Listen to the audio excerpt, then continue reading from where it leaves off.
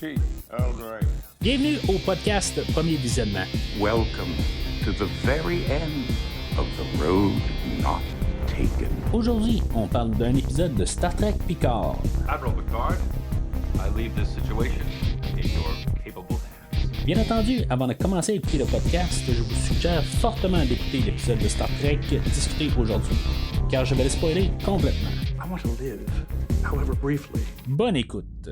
Alors, bienvenue sur le USS Titan A. Je suis l'enseigne Mathieu et aujourd'hui, on parle de l'épisode 302 de Star Trek Picard, Disengage. Alors aujourd'hui, juste avant de parler de l'épisode, je vais retourner un petit peu sur la semaine passée où ce que j'avais parlé du livre Second Self. Je vais pas y aller en profondeur du livre en tant que tel. Là, ça, je vais vous laisser ça pour vous. Si des fois vous voulez le lire, mais sauf que je l'ai complété depuis la semaine passée.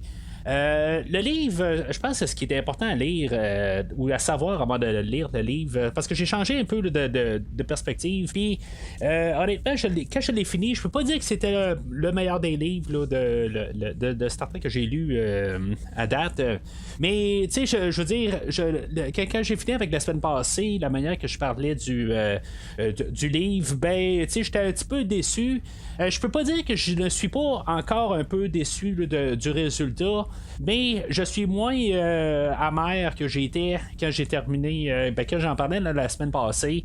Honnêtement, c'est parce que c'est un petit peu dans la structure du livre, comment que c'est fait. Dans le fond, il y a un terme pour ça, là, mais je l'ai juste pas là, sous les yeux. Là, je suis pas capable de trouver là, comment ça s'appelle, mais tu sais, dans le fond, c'est comme on a le début de l'histoire, puis après ça, il y a comme un flashback en arrière, puis après ça, ben, c'est comme une partie A, une partie B.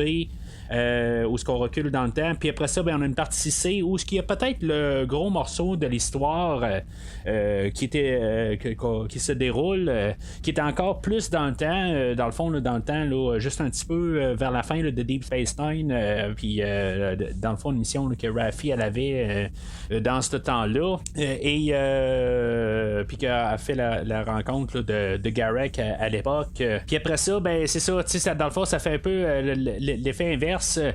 Où ce qu'on en repart dans l'autre sens, où ce que, après ça on en revient un peu plus là, dans le temps moderne, puis après ça ben, on en revient au même temps que quand l'histoire a commencé. C'est une histoire, comme que je disais la semaine passée, qui est centrée là, pas mal sur Raffi. C'est pas mal juste Raffi, il y a Elnor là-dedans, dans le fond, là, dans plus le côté présent. C'est tout, dans le fond, là, pas mal là, dans le début du livre, puis la dernière partie du livre. Là. Sauf que c'est ça, dans le fond, c'est juste un peu tous les bons dans le temps, la manière que c'est structuré, puis je pense que même le centre du livre, c'était le bout que je trouvais le moins intéressant. Puis après ça, ben c'est ça, c'est quand on revenait là, comme vers juste le passé récent, puis évidemment le présent. Ben, c'était là où j'étais un petit peu plus dans l'histoire, puis c'est ça, tu sais, dans le fond, il n'y a pas tout le temps à chaque chapitre où ça voyage dans le temps. C'est vraiment juste comme toutes les sections du livre, là. Présent, un peu dans le passé, beaucoup dans le passé, après ça, c'est un peu dans le passé, puis après ça, on en revient là, dans le présent, là, dans le temps là, de Star Trek Picard. Fait que, en tout cas, je voulais juste enlever ça là, de ma conscience, en parler là, un peu rapidement. Tu sais, dans le fond, on a un peu là, qu'est-ce qui se passe avec le personnage là, de Garak qui est dans Deep Space Nine. Je fais pas de spoiler, mais dans le fond, c'est ça. On fait une petite tournure là, avec ce personnage-là, avoir peut-être une fermeture sur le personnage sans spoiler rien. Je suis pas en train de dire qu'il meurt ou qu'est-ce qui se passe ou n'importe quoi. Là. Je vous laisse ça vraiment là, pour vous.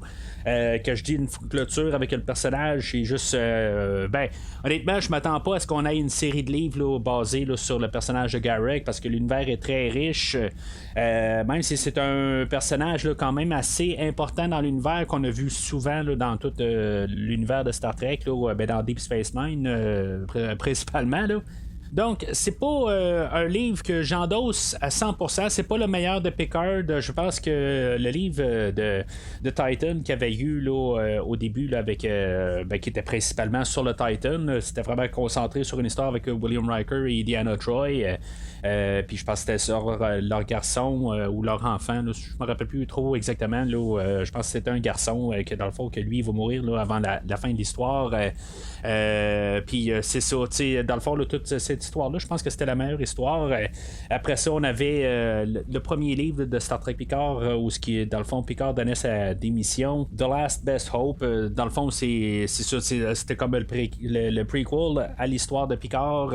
Ça nous mettait tout un peu plus en situation de qu'est-ce qui s'était passé. Fait que quand même curieux de savoir si maintenant on va vraiment suivre qu'est-ce qui a été écrit là, dans ce livre-là pour la saison présente, puisque on sait assez rapidement là, une fois que on a eu le film de Nemesis, c'était pas trop long après où ce que Picard il laissait le Enterprise E, puis je pense que c'est même dans ce livre-là qu'on apprenait que Worf a pris les commandes de l'Enterprise. Puis après ça, il est parti assez drastiquement, puis il n'y a pas eu vraiment un gros contact là, avec nos personnages de Next Generation entre-temps, mais c'est ça, c'est ce qu'on apprend là, jusqu'à temps qu'il donne de sa démission. Puis c'est ça, dans le fond, est-ce que ça va coller avec ça là, dans la saison 3 de Picard? C'est sûr, ça fait quand même assez longtemps que j'ai écouté en version audio là, ce livre-là, fait que, tu sais, des détails, je sais que Geordi était là quand même pas mal là, dans le livre. Mais à part de ça, il n'y avait pas vraiment là, de plus que ça. Sinon, reste le livre Rogue Elements, qui est vraiment trop long, comme j'expliquais la semaine passée, là, qui est plus une histoire qui est concentrée sur Rios, qui était quand même correct, mais vraiment trop long. Là, dans le fond, là, ça venait un peu redondant. Que je pense que c'est le pire en tant que tel, là, que j'ai pas pu terminer. Là. J'étais juste comme vraiment tanné à la longue. Là. Mais c'est ça, tu sais, fait que honnêtement, là, les 2 premiers livres, là, c'était les meilleurs. Puis il y a le petit livre là, qui est dans le fond là, juste comme une histoire là, qui est interprétée là, par les acteurs de Star Trek, les personnages là, ou les acteurs qui font Raffi et Seven, dans le fond, là, qui font l'histoire là, de Raffi et Seven. Que se passe, là, je pense, un petit peu avant la 3e saison là, de Picard. No Man's Land, c'était quand même correct. Là, en plus, on avait les acteurs là, pour faire les personnages. Fait que c'est pas très très long. Là, je pense que c'est quelque chose comme 2 heures. Là, fait que tu sais, je peux l'endosser juste pour la longueur de la chose. Puis embarquer un peu là, dans les personnages. Mais c'est ça, tu sais, en revenant à Second Self, ben c'est une de mes auteurs préférés là, de Star Trek, Una McCormack, qui fait l'histoire. Fait que, tu sais, dans le fond, la manière qui est écrite, ça me garde toujours en intérêt.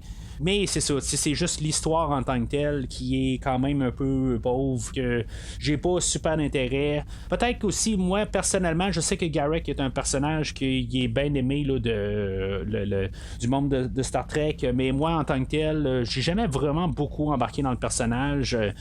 Fait que c'est ça, c'est peut-être ça un peu aussi là, qui me fait comme que, tu sais, je suis quand même ambivalent là-dessus, là, que j'ai pas super beaucoup d'intérêt. Puis en même temps, ben, je trouve qu'on a peut-être juste mis juste l'emphase là, sur Raffi, puis ça faisait comme un coup sur coup avec le livre de No Man's Land, puis ce livre-là qui fait 2 coups là, dans l'histoire de Raffi. Quand je pense que tu sais, il y a d'autres choses qu'on peut explorer tout le temps. Là, on essaie là, de faire des livres qui ne sont pas qui peuvent pas déranger vraiment là, dans les épisodes là, de la saison, dans le fond, pour pas qu'on ait des choses qui interfèrent. Mais en tout cas, des fois, je me dis qu'on pourrait essayer là, de trouver quelque chose d'autre, puis arrêter là, de peut-être essayer de trouver là, des liens pour régler comme Garak ou des affaires de même, là, que des fois qu'on essaie de trouver des liens avec d'autres séries, d'autres personnages oubliés, quand on pourrait juste se concentrer là, sur les personnages en question.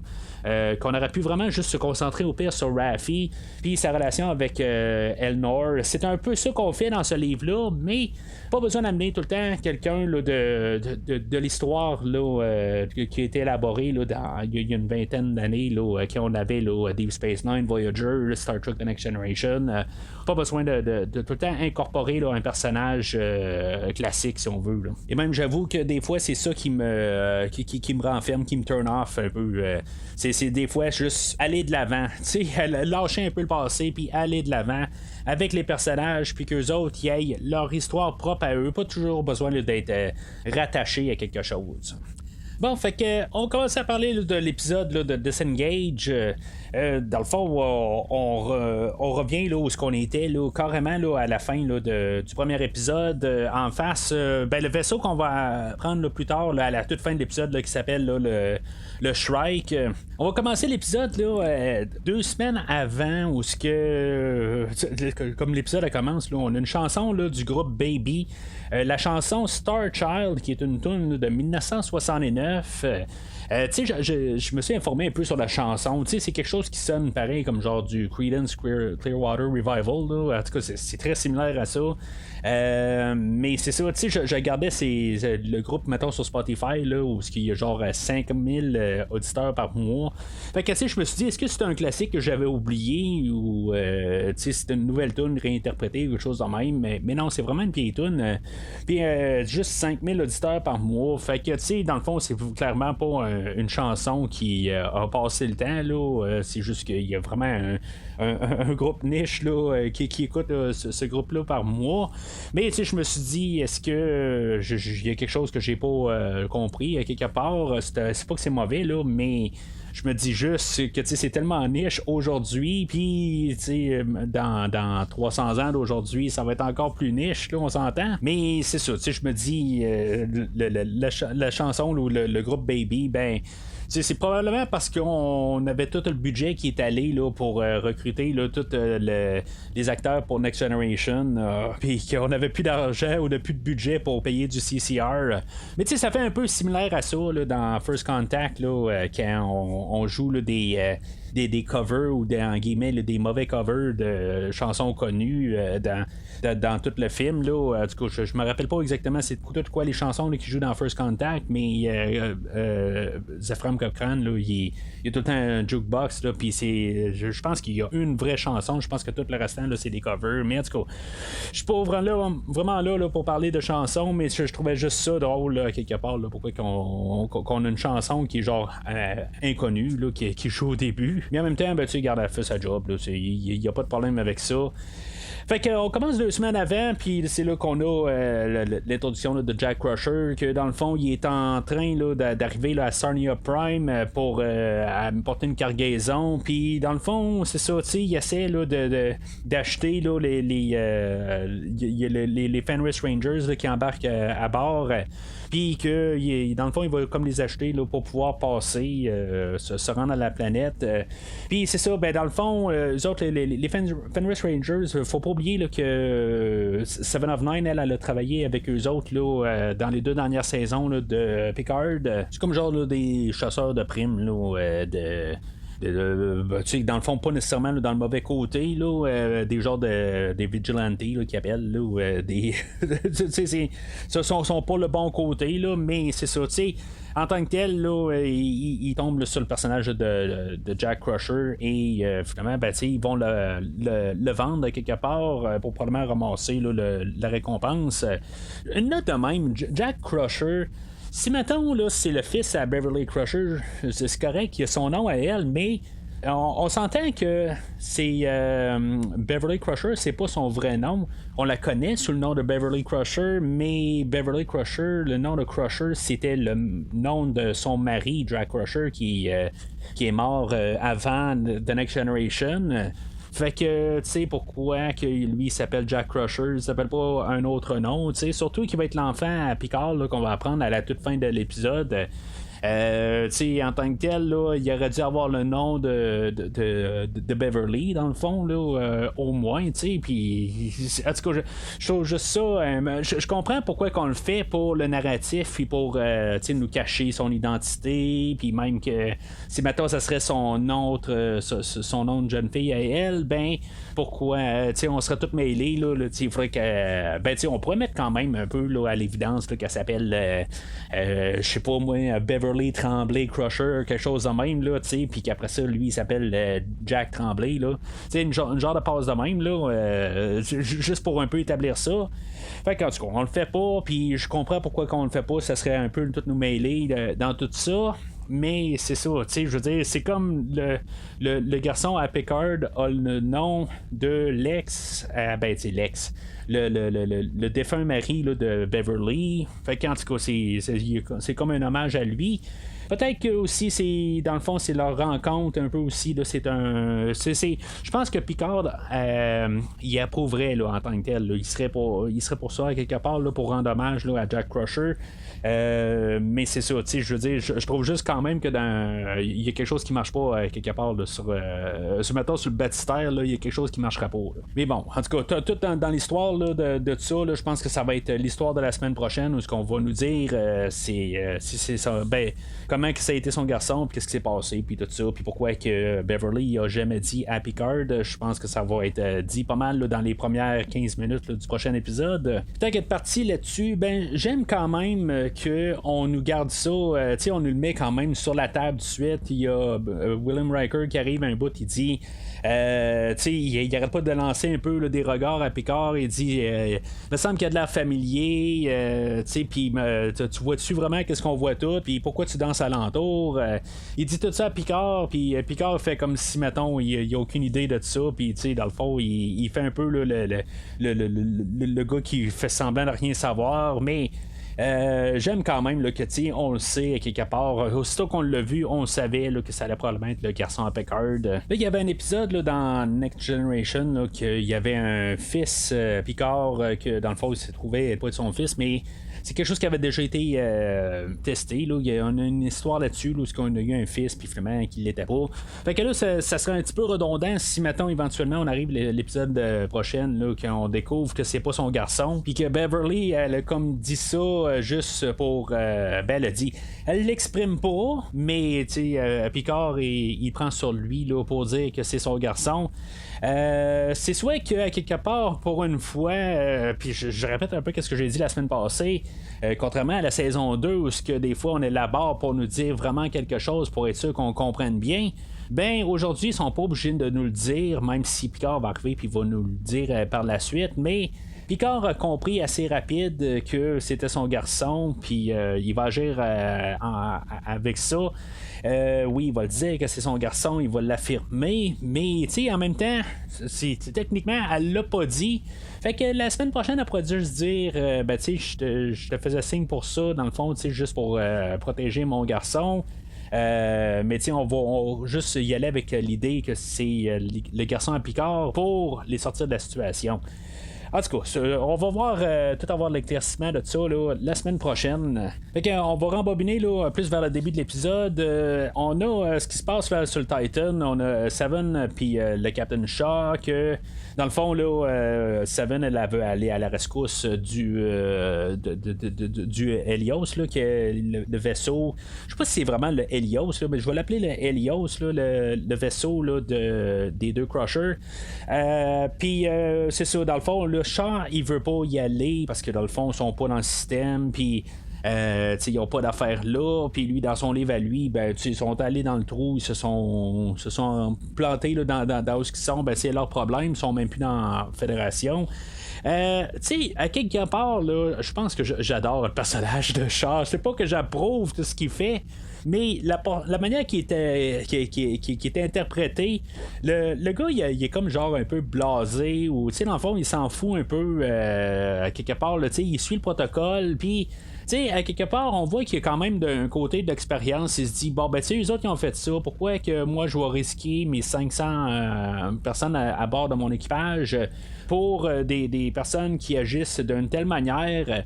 Je trouve que le personnage, ça fait qu'il est quand même plus réel. On pourrait arriver et dire c'est un con. On pourrait dire que c'est un... que dans le fond, là, il est vraiment trop par les livres. Mais je trouve que ça le fait... si on mettait ça dans la réalité... Pourquoi est-ce que le gars il arriverait puis vraiment se lancer aussitôt que Picard et Riker sont là à dire quelque chose, puis lui arriverait c'est les deux grandes vedettes, tout ça.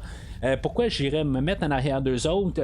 Non, j'ai vraiment l'impression que ce personnage-là est vraiment humain, puis il est vraiment trois-dimensionnel. Puis ça se voit avec la réaction que quand Picard arrive puis il dit c'est son garçon, ben il change de disque. Tu sais, dans le fond, il est là, ben là, il dit ok, c'est beau, c'est ton garçon, là, tu sais, je veux dire, je vais pas arriver là, puis m'arranger pour pas que tu qu'on se fasse. Ben tu sais, dans le fond, on va assumer là, le fait qu'on est attaqué, puis tu sais, ton garçon est en danger. Là, tu sais, la manière qu'il agit, ben, il est compréhensible. Puis c'est pour ça, c'est ça que j'aime beaucoup du personnage. Il est vraiment trois-dimensionnel. Puis, tu sais, ben, en tout cas, je ne vais pas arriver à là pour l'instant. Là, on va voir ce qui va se passer avec le personnage là, au courant de la saison. Mais, tu sais, j'espère qu'il ne va pas disparaître là, si facilement comme personnage au courant de la saison. Là. J'espère qu'on va l'avoir encore un bon bout. Puis, tu sais, qui pourrait continuer d'une manière ou quelque chose de même. En tout cas, comme je dis, je ne vais pas trop foncer là-dedans, mais si mettons on doit avoir là, un spin-off, avoir le spin-off du Titan, ben moi je serais à bord là, d'avoir ce capitaine-là pour le Titan, pour la suite, pour continuer l'univers de Picard. Je sais que ça arrivera pas, mais pour l'instant, là, c'est comme ma surprise à quelque part qu'un personnage qu'on nous fout pas trop dans la gorge, peut-être parce qu'il est un petit peu antagonistique depuis le début là, de la saison. Mais tu sais, je veux dire, c'est un personnage que j'aime bien là, pour l'instant. L'acteur qui fait Jack Crusher, je suis pas encore trop certain. Je trouve que tu sais, il est peut-être un petit peu trop peut-être hautain là, sur la situation. Tu sais, il est peut-être un peu trop en contrôle. Je suis pas encore trop certain. Là, je pense qu'on nous le fout un petit peu trop là, dans notre gorge que c'est le garçon à Picard, fait qu'il doit être important. C'est ça un petit peu la nuance là-dedans que j'essaie là, d'enlever cet aspect-là, que le fait que, tu sais, dans le fond, l'acteur il fait son rôle tout simplement. Pour l'instant, je suis pas attaché à lui, c'est ce qui est dommage. Là, le Titan, lui, dans le fond, la manière là, qu'il va rentrer là, dans l'histoire, il va interférer là, entre le Shrike qui utilise là, son rayon tracteur pour attirer là, le Helios. Puis le Titan va se foutre là, vraiment entre les deux. Je sais pas si on peut vraiment faire ça, surtout que là les deux vaisseaux sont comme écartés un peu. Tu sais, c'est un endroit très spécifique que le Titan est allé puis a mis les breaks vraiment à un endroit là, parfait. Tu sais, dans le fond, c'est un show. Je sais pas si dans la réalité, là, il n'aurait pas accroché un des deux vaisseaux. Mais c'est ça, tu sais, on voit qu'est-ce que ça fait là, quelques minutes plus tard, un vaisseau qui accroche un autre vaisseau, ben tu sais, ça fait vraiment des gros dommages. Mais c'est ça, tu sais, je trouve que c'est quand même assez spectaculaire comme entrée là, du Titan qui vraiment se fout entre les deux.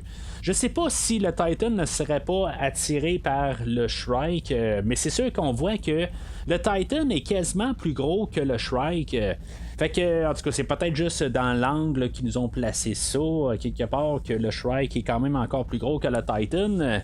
Mais, en tout cas, on va peut-être plus voir ça là, la semaine prochaine, une fois qu'on va vraiment voir là, le Titan à côté du Shrike, là, parce que c'est inévitablement on va avoir quelque chose entre les deux, un genre de face-à-face. Je pense pas qu'ils vont étirer ça pendant encore 7 épisodes là, pour leur poursuite. Mais encore là, la saison passée, je pensais pas qu'elle allait retourner dans le temps pendant 7 épisodes. Je pensais que ça allait être la question là, de 2-3 épisodes. Et finalement, j'ai eu tort vraiment sur ce sujet-là. Donc on verra bien. Fait que c'est ça, tu sais, on a su là, au courant, au début de l'épisode, là, que le capitaine du Shrike, le capitaine Vadik, qui, elle veut avoir Jack Crusher pour... on sait pas exactement pourquoi, on sait que... Jack, c'est un fugitif. Dans le fond, là, il y a plusieurs noms sur. Quand on voit comme son profil, on sait qu'il est connu sous plusieurs noms, puis dans le fond, il est recherché. Le capitaine Vadik, qui est aux commandes là, du Shrike. Je trouve qu'elle est troublante en tant que telle. Là. Je trouve qu'on a trouvé une bonne actrice là, pour faire le rôle. Je trouve qu'elle a une menace, puis tu sais, une nonchalance de elle. Un peu de nonchalance comme le personnage de Jack Crusher, mais tu sais, c'est ça dans elle aussi, là, dans son côté, là, plus diabolique, si on veut. Je trouve que tu sais, elle montre tellement de nonchalance, puis dans le fond, là, que le Titan est rien en face de elle, que je sens sa menace à quelque part, que si mettons la poursuite là, la semaine prochaine, le Titan va devoir plus se cacher qu'essayer de faire face au Shrike. En tout cas, on va voir qu'est-ce que ça va donner. Puis c'est ça dans le fond où dans le fond on va avoir un petit peu là, de va-et-vient entre les deux capitaines puis les deux vaisseaux, puis ça va finir pas mal là en bout de ligne là, que le Titan va aller se cacher, puis dans le fond même tu sais quand ça finit on a l'écran noir puis on a elle qui crie encore. Je trouve que c'est très efficace là, pour se rendre là la semaine prochaine. Fait que dans l'autre partie de l'histoire on continue avec l'histoire de Raffi qu'on avait vu là, la semaine passée là, où il y avait l'institut de recrutement là, d'Aystrom qui s'était tout effondré, puis ça l'a fait 117 morts, puis le temps qu'on sache là, finalement ça a monté à 118 là. Elle est toujours en communication avec l'intelligence Starfleet, puis là ben c'est ça, tu sais, en réécoutant l'épisode je me disais je mettais une voix, ben tu sais on a l'intelligence Starfleet qui parle, puis c'est une voix féminine, puis là ben dans ma tête là, je la transformais en la voix de Michael Dorn, puis je trouvais que toutes les lignes allaient bien avec Michael Dorn, dans le fond avec le personnage de Worf. Dans le fond il n'y a pas beaucoup de Raffi dans l'épisode aujourd'hui. Elle va rencontrer là, le père de son enfant là, Jay, puis dans le fond ça va être lui là, qui va lui donner là, accès au personnage là, de Sneed qui est un Ferengi. J'aime quand même là, le maquillage là, mis à jour là, des Ferengi qui est très similaire à ce qu'on avait, mais on voit que la technologie a amélioré là, depuis The Next Generation, depuis le premier Ferengi qu'on a vu, là, puis même avec Quark dans Deep Space Nine. Puis c'est ça, dans le fond on voit là, le personnage de Jake, dans le fond ils ont une discussion là, avec Raffi. Ouais, c'est Jake qui est son père, puis Gabe son garçon. Puis là, ben, c'est ça, tu sais, dans le fond, là, la conversation qu'ils ont entre eux, tu sais, dans le fond, c'est ça le problème avec Raffi aussi. Puis c'est peut-être quelque chose, parce que moi, je veux dire, en tout cas, je suis pas mieux qu'un autre, là, mais en tant que tel, là, j'ai jamais eu vraiment de problème de dépendance, là, que ce soit l'alcool ou des drogues, là, en tant que tel. Fait que, tu sais, quelque part, c'est pas un personnage que je m'identifie avec, peut-être. C'est peut-être ça un petit peu que j'ai de la misère avec. Je peux la comprendre. Ça, je veux dire, j'ai des gens que j'ai déjà fréquentés aussi qui ont eu ces genres de problèmes-là. Fait que, tu sais, c'est comme ça que je la vois. Mais c'est ça, tu sais, c'est pas quelque chose que je m'identifie avec juste pour faire la nuance. Mais c'est ça, tu sais, fait que je comprends un peu là, qu'est-ce que Jay, lui, il vit avec quand il la voit arriver. Puis je trouve ça quand même intéressant aussi qu'on voit quand même le côté là, à Raffi, qu'elle est toujours en train là, de se battre contre ça. Je suis quand même curieux de savoir ce qui va se passer avec Raffi, parce qu'il y a beaucoup là, ça fait deux fois là, qu'elle est toujours mise en situation où ce qu'elle doit savoir qu'est-ce qu'elle fait. Ben, la semaine passée, là, elle avait là, de la drogue dans ses mains. Elle l'a détruit. Cette semaine, ben, même avant d'en prendre là, pour essayer là, il y a un genre de sérum de vérité là, que le Ferengi là, Sneed va y donner là, pour essayer de savoir d'où ce qu'elle vient, dans le fond. Là, fait que, tu sais, qu'est-ce que ça va apporter? J'ai l'impression là, que, tu sais, dans le fond, là, on va essayer là, d'y construire une carapace pour qu'elle essaye là, toujours là, de passer là, son addiction. Fait que, tu sais, ça fait quand même intéressant là-dessus. Puis c'est pas des choses là, qu'on a souvent montré là, dans Star Trek aussi explicitement plutôt. Fait que, tu sais, c'est des choses là, qui font partie là, de la réalité là, de plusieurs personnes. Là. Puis, tu sais, quand je dis ça, là, je suis vraiment pas hautain là-dessus. Là. Je suis pas meilleur qu'un autre. Là. Je veux dire, j'ai mes problèmes aussi. Là. Je veux dire, j'ai ma carapace que j'ai dû faire dans l'autre sens. C'est juste que, tu sais, je m'identifie pas tout simplement là, à son problème à elle. Mais je suis certain qu'on va réussir à la faire sortir là, assez puissante là-dedans. J'ai confiance quand même au personnage. Fait que dans le fond, c'est ça, tu sais, ça se ramasse là, à avoir un entretien là, avec Sneed, puis tu sais, aussitôt qu'elle dit là, qu'elle travaille là, pour Toluco, tu sais, dans le fond, c'est là où la piste l'avait apporté. Elle sait que Toluco, qui est genre je sais pas si c'est un Vulcain ou un Romulanais, que dans le fond, il pouvait pas avoir accès là, à tout ça. Puis là, dans le fond, elle veut savoir là, qui est en arrière là, de la destruction là, du centre de recrutement d'Aystrom. Puis c'est ça, en se ramassant à Sneed. Puis, tu sais, je m'attendais à ce que Sneed ne meurt pas là, en quelque part. Je pensais qu'on allait revoir peut-être un peu vers la fin de la saison, un peu.